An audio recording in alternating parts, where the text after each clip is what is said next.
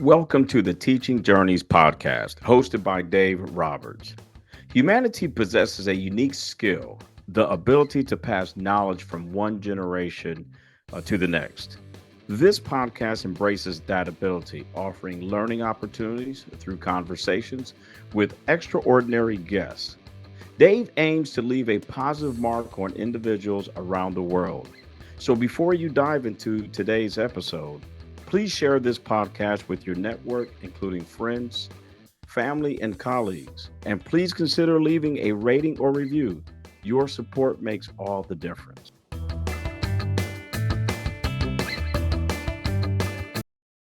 Hi, everyone, and welcome to another episode of the Teaching Journeys podcast. I'm your host, Dave Roberts, and it is my pleasure to have for a return visit one of my former and one of my most favorite students in all of the world, Kali Regan. And if I didn't say that, she would refuse to do the podcast. Kali Regan is a Utica University, formerly Utica College alumni, with her bachelor's in psychology, living in Raleigh, North Carolina. Her passion for mental health advocacy, along with neuroscience, drove her to a career in alternative medicine, specifically neurofeedback therapy. As the executive director of My Brain Doctor, Kali empowers others in recovery to think beyond the traditional expectations of mental health care. She is nothing without her other half, rescue pup London, and her love for spending time traveling to visit family and friends all over. And Kali, welcome back for a return engagement on the Teaching Journeys podcast. Thank you, Dave. As always, it's a pleasure to talk to you, to be here, and it's even better that other people get to hear our conversations. I think that's a good thing. And speaking, that's a nice segue into the first conversation that we had. You were one of my initial episodes on the Teaching Journeys podcast. I think maybe the fourth episode, fifth episode, something like that. In 2023, you were the third most watched podcast that I had. That's awesome. I mean, I felt like we talked about a very relevant topic, and definitely one that your younger student and recent graduate population really could relate to and understand. So yeah, and it was really rewarding. And as always, we just kind of have an organic conversation between the two of us. And I think that how authentic we are and real with what we say too really makes a difference. But that's awesome to hear. We'll have to shoot for number one next year, though. You know how I am. No, there's not a perfectionistic bone in your body, Kali. I don't know how I feel about number 3. 3 is a sacred number, so you need to realize that there's a lot of significance beyond the human law explanation of that. All right, fair enough. We'll keep 3 for this year. 3 for 23. It's all in alignment. All in alignment. But anyway, just a brief background of how Kali and I met. Her stepfather, John, is the director of graduate admissions at Utica University, and Kali was coming in as a transfer student. I believe it was for your sophomore year. Am I correct? Uh-huh. And John had gotten in touch with me and said, would you mind, sitting down with Kali and just talking with her and just making sure she's got everything mapped out for her college career, and, give her any type of guidance or suggestions that could, make the process of transferring a little bit easier. I said, sure. Needless to say, Kali came in and had all of her last 2 years of college mapped out. She knew exactly what she was taking, when she was taking it. And so basically what I turned around and I asked her for some life advice. But she was one of those students that had everything kind of planned out. But then as we both discovered, the universe kind of has different plans. I've told her on numerous occasions that whenever I thought I had a plan to do something, the universe said, hold my beer and look what I got. Exactly. Yeah, the amount of times that I know that exact document too, the one that says 2-year master plan, it's deep within my files on my college laptop. But I changed that document at least 100 times. All very thorough, thought out plans, but I didn't realize, and that's a big thing about college too, that Mm. you get taught very quickly that you have just no idea. And I'm surprised I didn't learn that earlier with any of the changes that I've been through. But yeah, truly, you have no idea how many times you're going to change your mind. And I think one reason why we don't have any idea how many times we're going to change our mind is maybe because we don't think we're supposed to change our Mhm. mind. I think that we're supposed to have that path and that things are supposed to be that one way. And when things maybe aren't in alignment with that plan, or you start to think differently of what else you may want, which is perfectly normal because you're adapting and you're evolving and you want different things. But we're definitely apprehensive to make that change and make that jump. And fortunately, I did have a lot of people, yourself. I remember meeting with Dr. Speck after I said I didn't want to go to med school. I thought he was going to be so not disappointed, but I thought he was going to say, you really need to keep pushing and trying. And here I can help you do these different things. But he said, no, that's what you want. That's what you need. And I think college really taught me that you navigate through those things, and it's okay to be accepting of that change. Well, the other thing is that no matter how old or young you are, you know yourself better than anybody. And who am I to tell you what's best for you? If in your heart you want to script a different path than the one that you originally scripted for yourself, who am I to tell you not to do that? Um, Absolutely. I think one of the things that I think many college students underestimate is their ability to empower themselves. And they need to be able to do that because once they're empowered, they begin to take responsibility for their own path and they have a better sense of where they want to go as opposed to relying on somebody like, like a professor or an authority figure for advice. And, we've talked in my classes before about the problem with advice. If you take my advice and you follow that advice and it works, it's my advice that got you where you wanted to go. Is not you see it as nothing that you did. But if Right. my advice turns to crap, who do you got to blame? It's me. Yeah. No, you're absolutely right. I definitely think that we're always looking for that external validation from someone else that the decisions that we're making are correct and right. And especially if we're young too, we're looking for someone who is older and wiser to give us that validation. But the reality is that they don't truly know the person who you are, and Mm. they have not seen you evolve throughout the years. And they don't also see kind of that end game of where you want to evolve. You can express it as much as you want to, but to truly know thyself, that takes being you. And so taking control of that rather than seeking that external validation allows you to one, accept that, okay, I can make a change and do whatever I want to do that fulfills me, fulfills who I was, and fulfills the person that I want to become. Again, going along with having a set set values, set belief system, that allow you to act accordingly to that, and just accepting that Mhm. your decision, you know yourself the best, and that your decision is ultimately going to be the best and most comfortable one. Haley's very familiar with my loss history from taking death, dying, and bereavement with me. And because of our student professor relationship, she talked to me about very significant loss in her life. We kind of thought it'd be kind of interesting for our audience to kind of just interview each other basically about our most significant losses and tragedies in our lives, how we transcended it, how it affected us, and what we've learned from it, and how we've applied those lessons going forward. So, Yeah.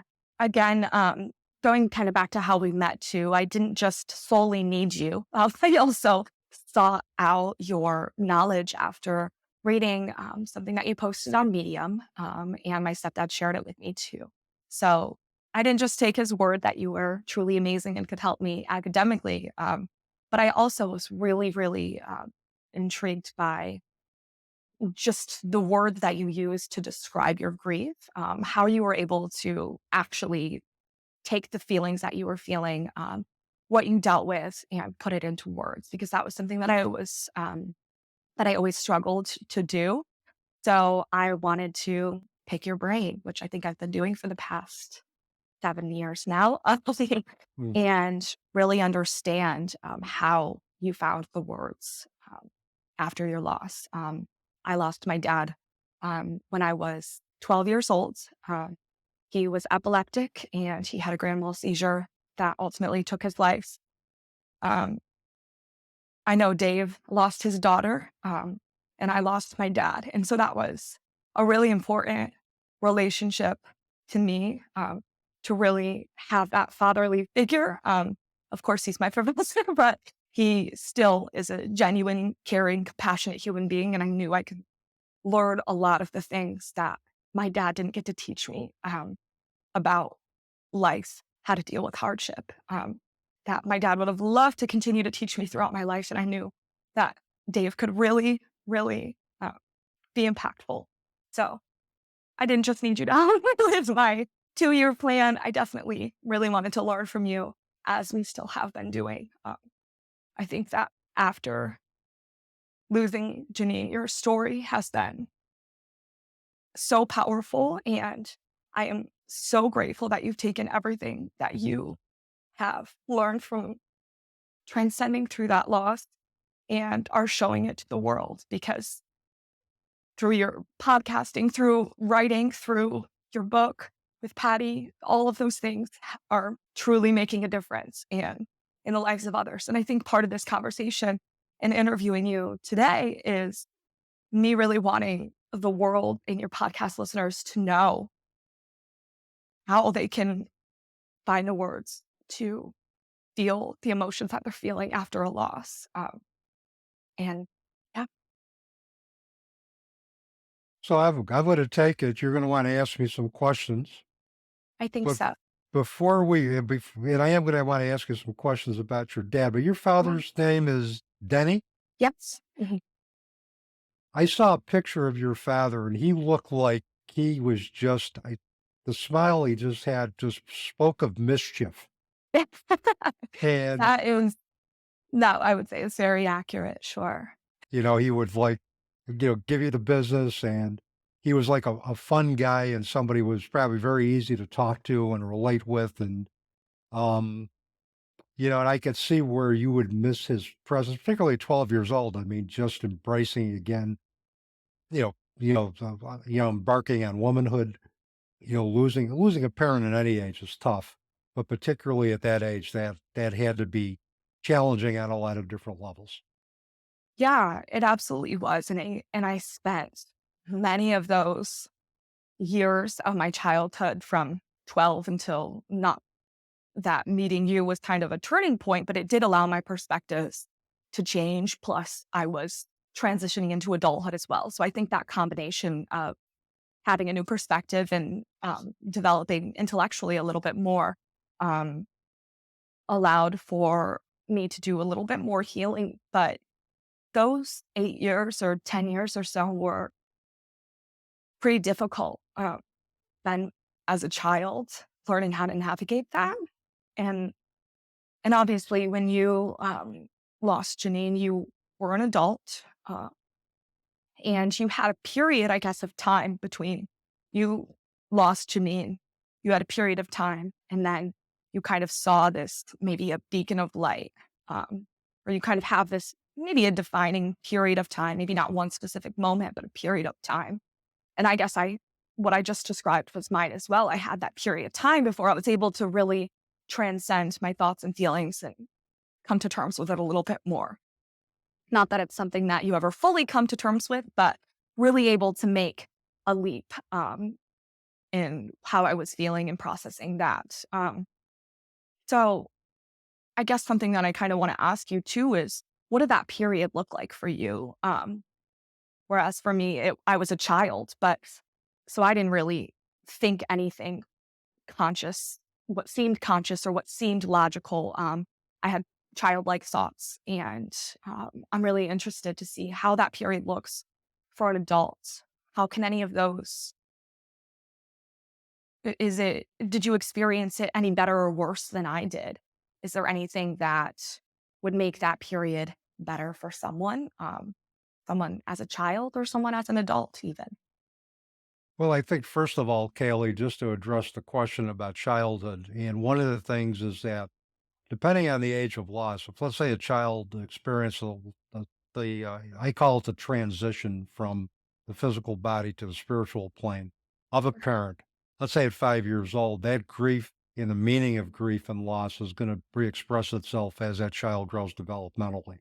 Their grief is re-expressed in sometimes very unique ways, depending on where they are developmentally. For me, it was a childlike process for me that I went through for a couple of different reasons. I was 47 years old when Janine transitioned. It was March 1st, 2003.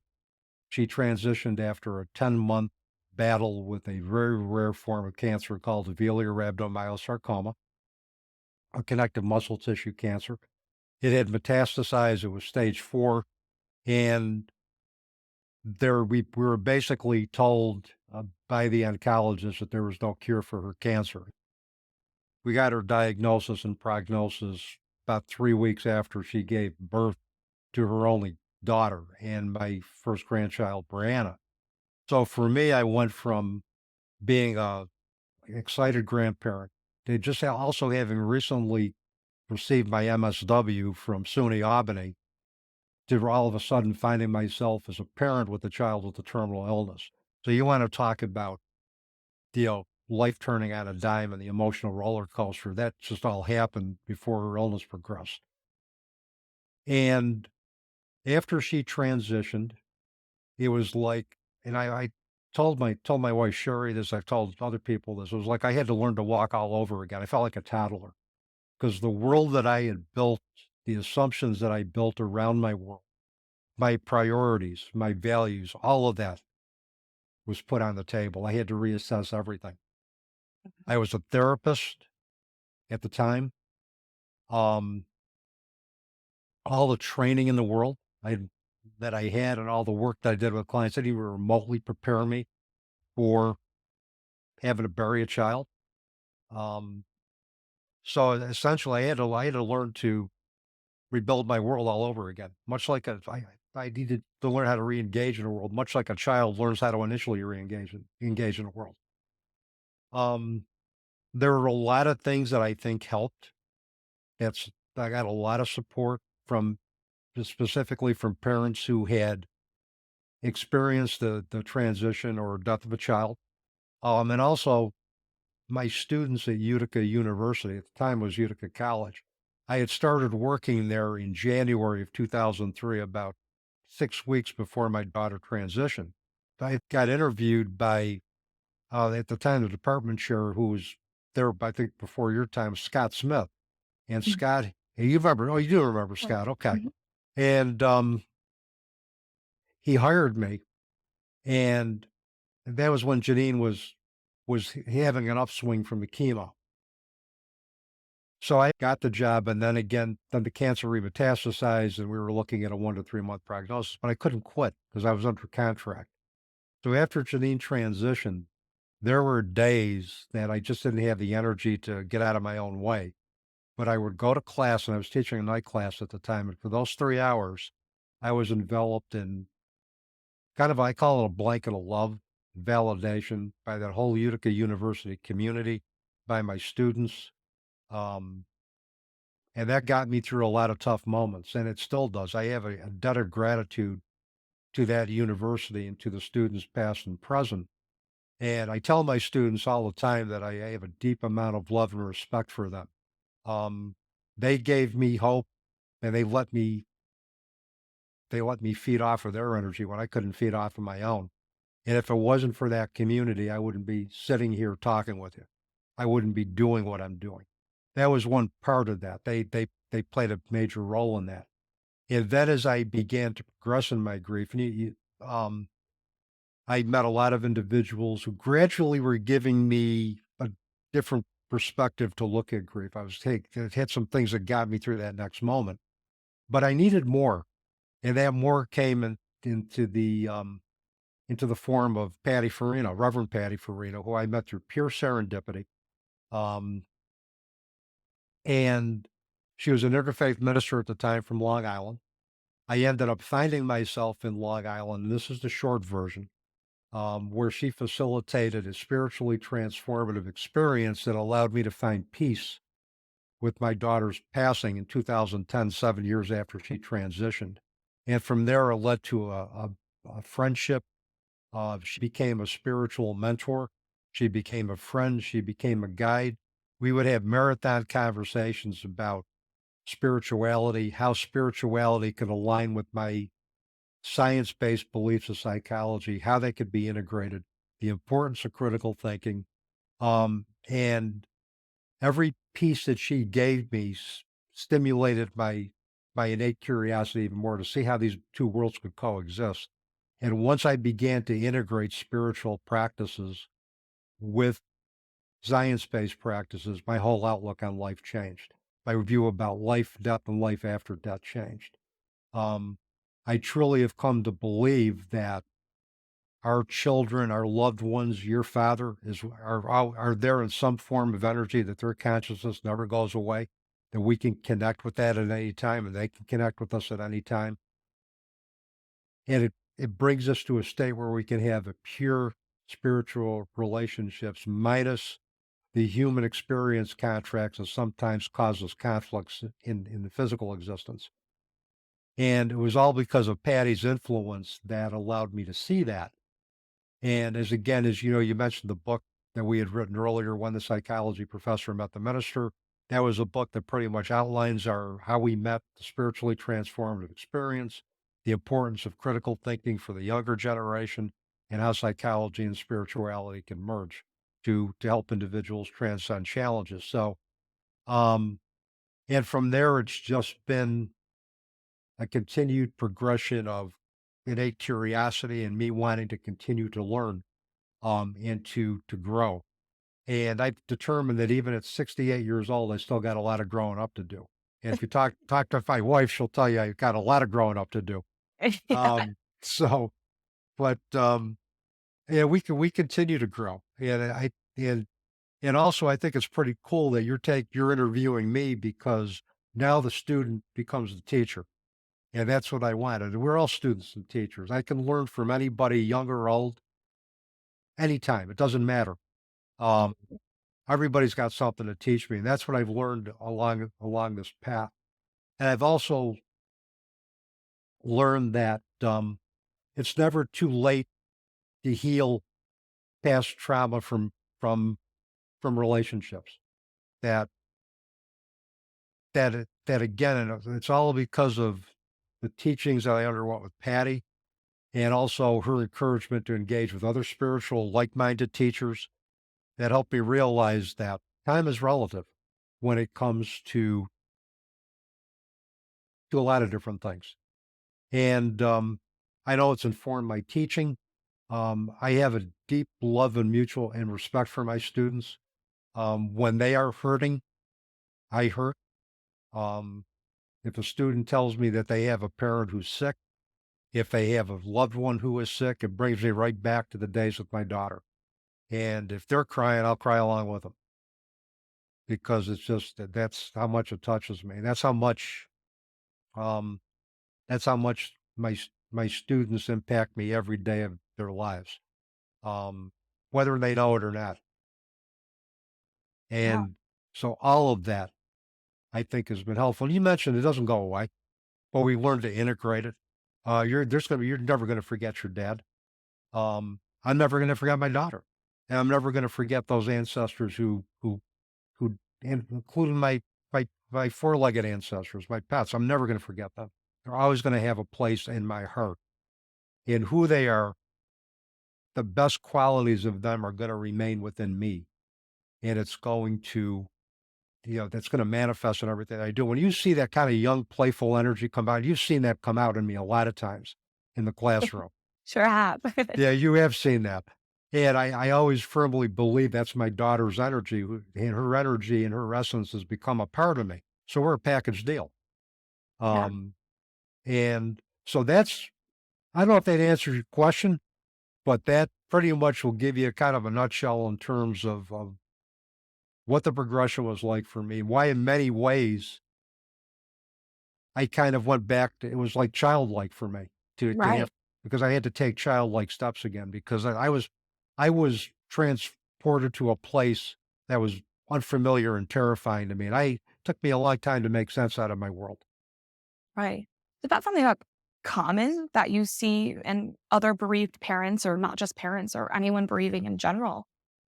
I think for anybody, Kaylee, it doesn't matter the loss. It could be like you experienced the death of your dad, the transition of your father. It could be the transition of a grandparent, of a sibling. Any life type of loss that we experience changes the landscape of our world. That person is no longer physically a part of our world. So that necessitates that we look at how we're going to interact with our world differently. What changes are we going to make? What changes in our belief system are we going to make? Our value system.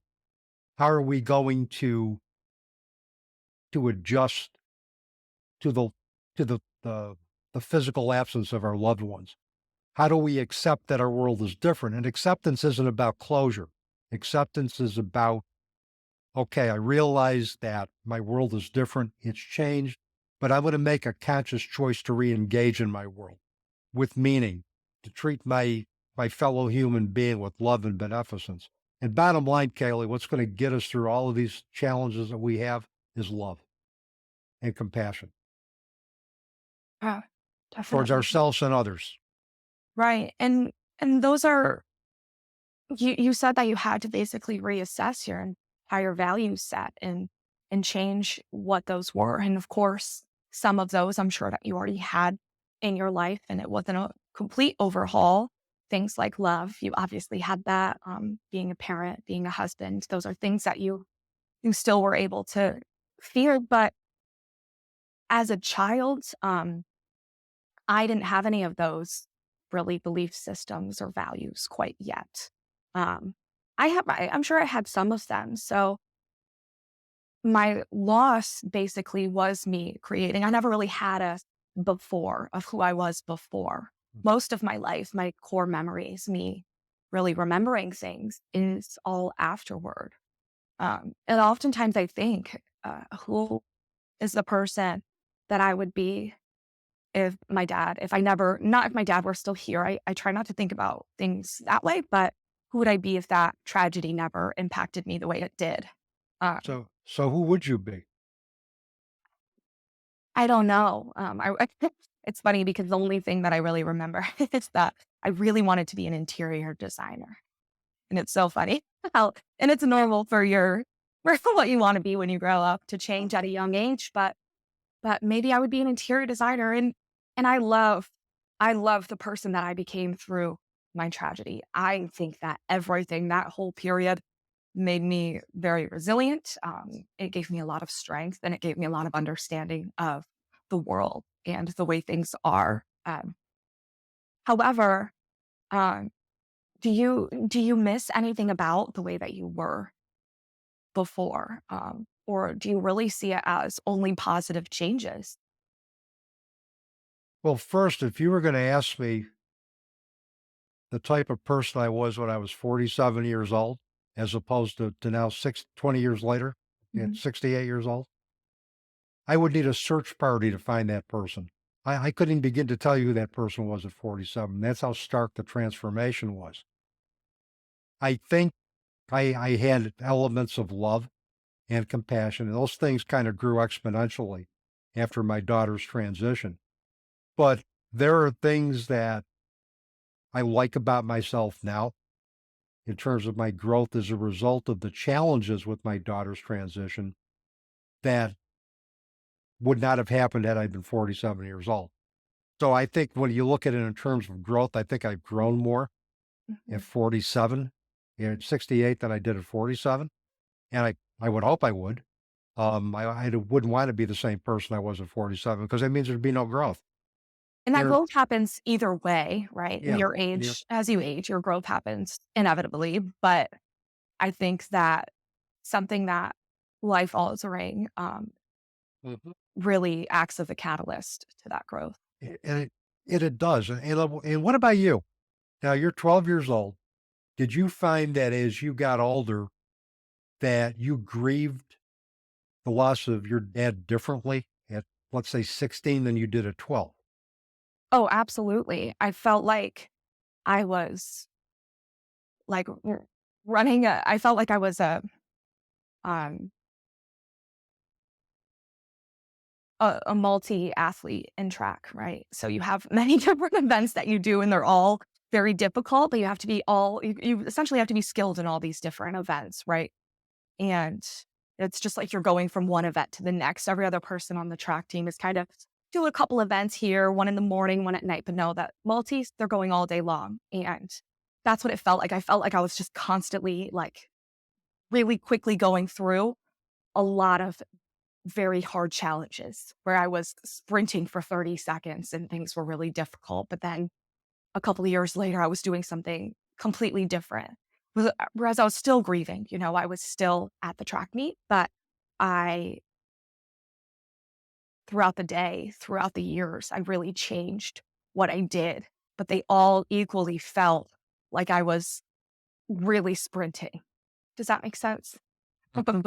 That was the only way as a track lead I could describe it, I guess. But that's how I felt. Like it was an all the time. Like I was really giving it my all. And that was a good 8 years. But that was me with kind of going through, I think, the emotions. I always say you have to go through it to grow through it. And that was me kind of going through the hard work. And I think at some points that kind of settles down. Mhm. The day is over. And you're really able to kind of look back and think uh, about what that period looked like.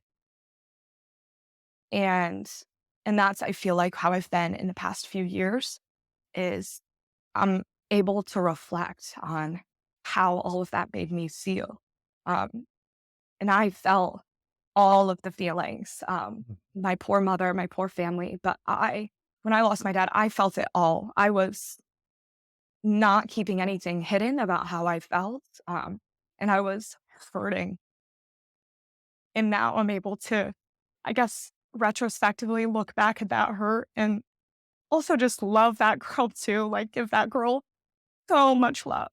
Um, but it was definitely a lot of sprinting. And now it's much nicer to just kind of look back and again, give myself so much love and be able to mentally, emotionally process things a lot more rather than physically um, process them. And and I'm happy that that happened. Um, that I was able to feel all of those things. But who I am now is an entirely different person um, than what maybe 11-year-old me, though I didn't have much time to really figure out who I thought I was going to be. I know that I'm definitely very grateful uh, that I made it out um, to be able to see the other side and live with this feeling. Because not to say that there is another side, there was never a moment where I'm like, okay, I accept this. I accept this tragedy because you never will. But I'm able to live with it. This happened, and and I can live through it. And I can either choose for it to be a burden. And I think this is a quote from an old Sarah Dessen book. You can choose for it to be a burden, but you can also see it as an anchor, and and see how that weight of that anchor grounds you. And and that weight, it really did ground me. And now I'm able to settle and move forward. Well, I'm glad you're able to experience those feelings and be able to sit with that and just allow it to drink you up because we have to feel the feels in order to get through them. If we try to run away from it, it's just gonna catch up with us. Um, and I think it's just another way that we remember. And I think the amount of yearning, the amount of sadness that will occur after a loss is commensurate with the amount of love that we had for that person. I know you loved your dad a lot. And can I ask you what you miss the most about him today? What you miss the most about your dad? Nothing was ever serious. I'm like such a I have a lot of my mother in me too. Just as much as my dad, Mhm. I have a lot of my mom. And she's also type A, quite a planner, likes things to be very organized and clean and pristine. And my dad just comes in and is an absolute goofball and a wrecking ball. And I think I love that aspect of him just kind of always breaking the ice. Things, even though they were so hard for him, they always seemed so easy. And I miss that just looseness about it all. That life isn't so serious. And someone else also teaches me that too. And that's definitely you, to not take everything so seriously. So I'm happy that you have that goofballness in you as well. And I try to surround myself with people who are also extremely funny and goofy, and that I can just always laugh around. So that's definitely the biggest thing I miss about him. My mission, not only as being your professor and trying to impart some life lessons, was to not have you take yourself as seriously as you took yourself, just to have you laugh at yourself more and laugh at some of the things. Like one time I remember when you came in a little bit late to my death dying for class. I Don't shut the tell door. I said, anybody I came late. hey, How is hey, it? Will you shut the door before I go? there you go. That's it. Just My first perfect time I'm rationalization. late. Perfect rationalization for a perfectionist. I'll tell you. Yeah, that's right. It was my fault. So, Thank you. but anyway, I just looked. I said, darn. I said I should have shut the door earlier. We just both started cracking up. But you've gotten a lot better. I could see where your dad would have that quality. I would have loved your father. I would have loved him. We would have probably been dangerous together. Oh, yeah. Yeah. And that's Um, how him and I felt too. We were always being slightly rebellious and just doing anything we could to enjoy any little moment in life. So, I have a friend of mine who calls herself a rebellious healer. So ooh, there's nothing wrong with being rebellious as long as you're not hurting yourself or anybody else in the process. absolutely. I think a little rebellion is actually a very good thing. It does help you to not take yourself so seriously and feel a little more, I think, in the present moment. I agree. So do you have any questions for me? Oh, man. I mean, we talked a little bit about how thinking about like how your life would still be if that person was still here. And I know that there's never a right or a wrong way to grieve or to think, and that is a very important thing to ensure that people know is there really isn't a right or a wrong way. As long as you're making yourself uh, feel comfortable and you're not hurting yourself or people around you, then that's the right way to grieve. But do you think about your life if she was still here? Did you used to and stop? Is that, for lack of better words, wrong or less of a desirable thing to do?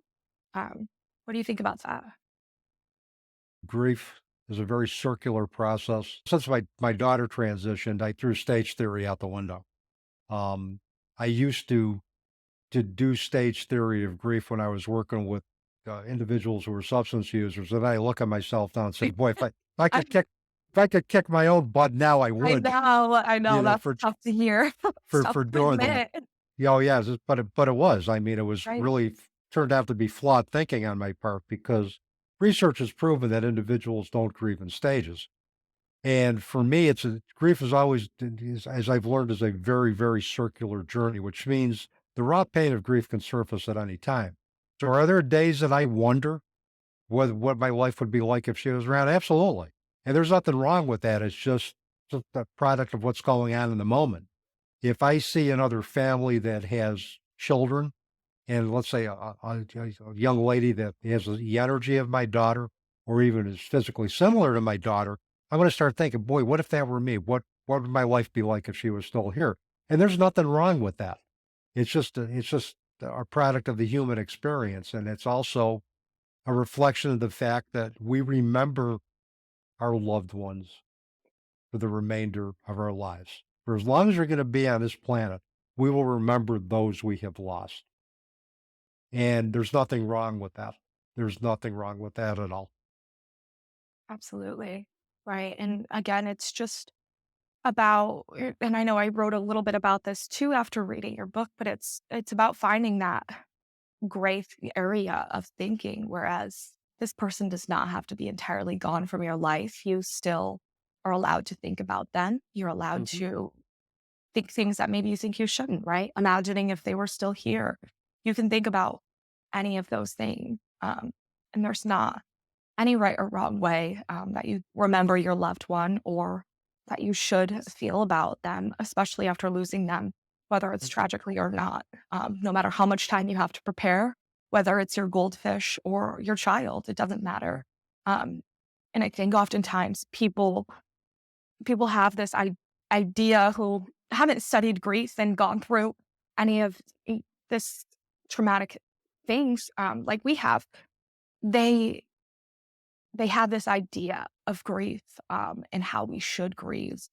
So I guess for the world and for the Cliff Notes version of people who are really trying to understand grief, because when I talk to people, whether it's family members, friends, anyone I know who's grieving, um, if there was any like really message that you could say to them or a couple of takeaways that you could say to them for their grieving process, what would those look like to you?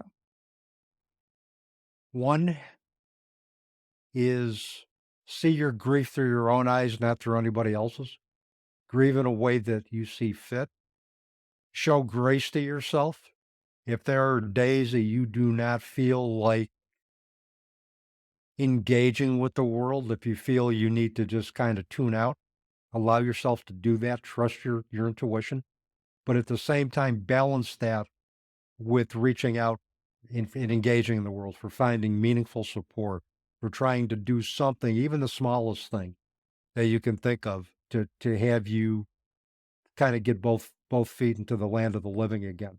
And I'm gonna cap this off for me with a quote from my favorite professor who is now dancing in another dimension, Maury Schwartz.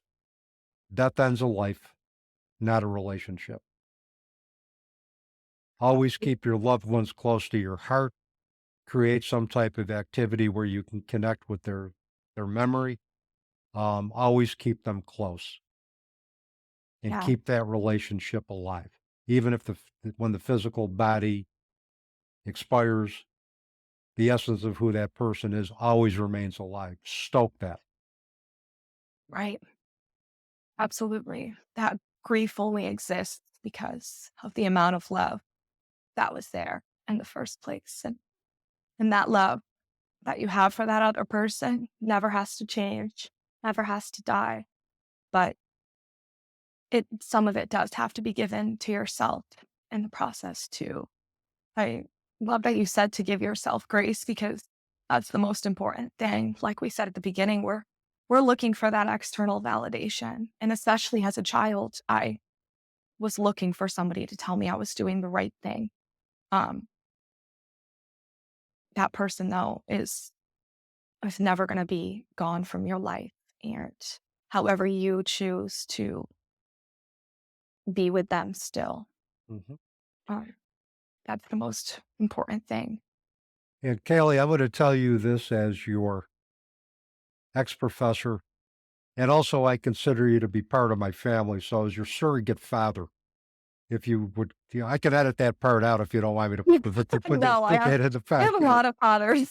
That's right. I think So John would be okay with that. yeah, that's all right. Yeah, I don't want to get John I think upset. you might want It's to share me anyway. that's all right. I'll negotiate with them. So, Perfect. You guys can negotiate your terms. to, but don't think you have to earn anybody's love, because that's something you were born with. We were all born with that. So don't think you ever have to earn anybody's love. You are lovable. Trust me. Um, I I am just grateful for the day that you walked into my life, with your 2-year plan. My life has been enriched ever since, and I thank you for that. And I thank you for the same. Oh my goodness, I only a little bit cried, but I think I'm definitely, as you know, as I said in the beginning, I'm very grateful as well for all that you've taught me. And I know that forever you're going to teach me so many more things. Your legacy will live on forever in my children, in my grandchildren, in everybody, and in yours as well too, and in the lives of so many other of your students.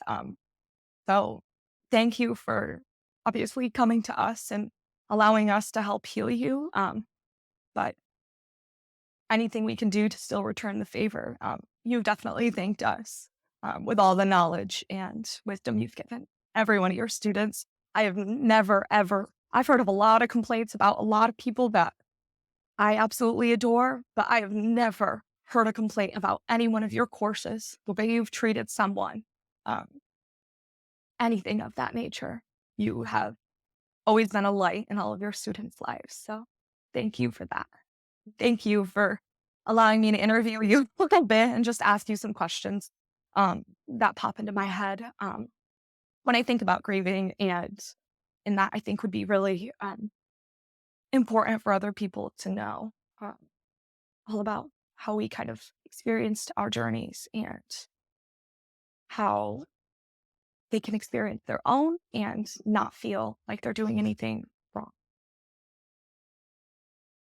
Well, thank you. And I always say the best endorsements I get are from my students. And if a student leaves my class fulfilled and feeling like they've been treated with respect and they've learned some life lessons in the process, that always gratifies me, does my heart good, and just inspires me to continue to keep on teaching. Um, Kaylee, thank you so much for Yeah. being a part of the Teaching Journeys podcast again. I will have Kaylee's contact information in the show notes. So if you want to reach out and find out more about her work, talk to her more about all things grief, I'm sure she will be more than happy to make time for you. And with that, that is a wrap on another episode of the Teaching Journeys podcast. I'm your host, Dave Roberts, wishing you peace.